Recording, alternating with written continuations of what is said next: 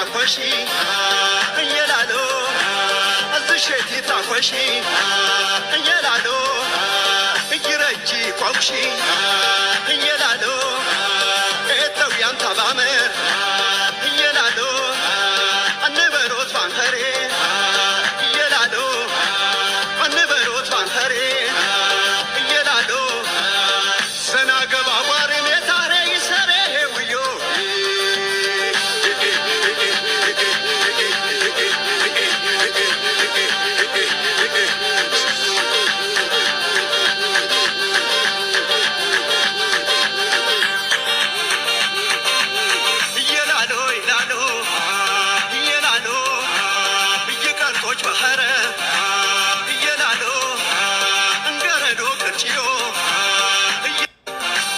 እንዲደርስሽ እመኛለሁ። አላህ ብርታቱን ጽናቱን ይስጥሽ። የኔም የሁሉም ጓደኞች የምኞት ነው ላንቺ። ግን በእርግጠኛነት ውስጥሽ እንዲያምንበት የምፈልገው በፍጹም እናትሽ አታዝንብሽም፣ አላዘነችብሽም። ላንቺ መልካም የመሰላትን ነገረችሽ። አንቺ ባታናግሪያት ብታናግሪያት ሁል ጊዜ ለልቧ ቅርብ ነሽ።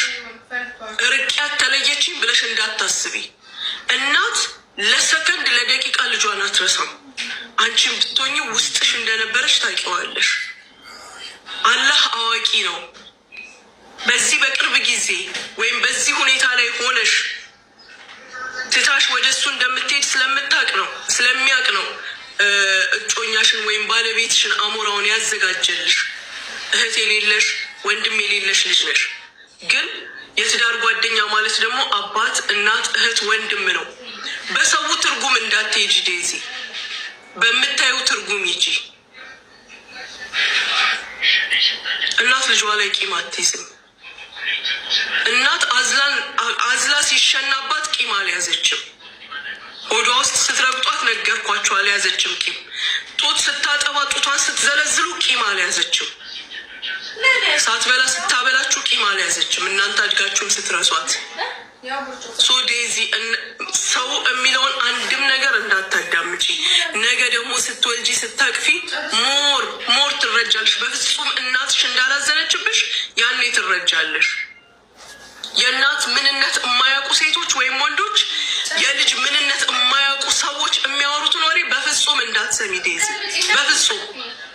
እናንተ ክፉዎች፣ በእናት እጅ ያላደጋችሁ፣ እናት ያላሳደገቻችሁ፣ አላህ ልቦና ይስጣችሁ። መሳደብ ቢቻል ጥሩ ነበር፣ ግን አላህ ልቦና ይስጣችሁ። በጣም ነው የምታሳዝኑት። እኔ እንደ ቀልድ የአንድ ቀን የአንድ ሰው ወይ የሁለት ሰው ስህተት መስሎኝ ነበረ። በጣም ነው የምታሳዝኑት። አፍተር ኦል ሁላችንም የምንልሽ ዴዚ፣ እናት ልጇ ላይ አታዝንምም፣ ቂምም አትይዝም። እስከ መጨረሻዋ ሰከንድ እንደምታርፍ እንኳን እያወቀችው በእርግጠኛነት ለአንቺ ዱዓ እያደረገች ነው ያረፈችው እናትሽ።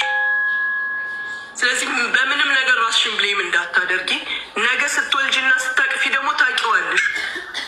ምን ብትሳሳች ምን ብታደርጊ እናትሽ እንደማታ ይሻዳለው። ዶሮዋን እናጥባታለን። አያችኋት?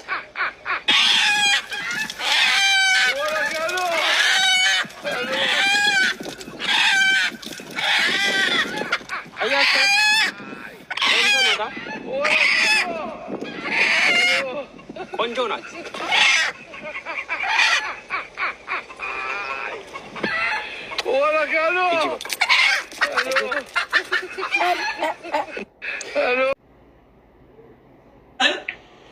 አወዳድሴ ወንድሜ አይዞ ምን ሆነ ነው ምናምን ብዬ ቪዲዮ ብሰራ አስመሳይ ነው የሚባለው። ያ እንዲባል አልፈልግም። ገባ? እንዲጎዳ አልፈልግም። ቅም ይዤበታለሁ። እንዲሞት አልፈልግም። እንዲታሰር አልፈልግም። ሲኖር ቅም የያዝኩትን ግን ሲኖርና በህይወት ሲኖር እኔና እሱ አውርተን የምንጨርሰው ነገር ነው። በህይወት ይኖር፣ ጥቁር አይግደል። ገባ? እኔ ለእነሱ መልስ ማልሰጠው ለምን ታውቃለህ? የሚኖሩበት አገር አውሬ የሆነ አገር ላይ ስለሚኖሩ። ገባችሁ አይደለ? አውሬ የበዛበት አገር ላይ ስለሚኖሩ፣ ቢለዋ የበዛበት አገር ላይ ስለሚኖሩ፣ ጥይት የበዛበት አገር ላይ ስለሚኖሩ፣ እኔስ እዚህ አገር ላይ ራሴን እንኳን ቢያጠፋ ስለ በራሴ ነፍስ በሞትኩበት የሚጠየቅ ነገር ላይ ነው ያሉት።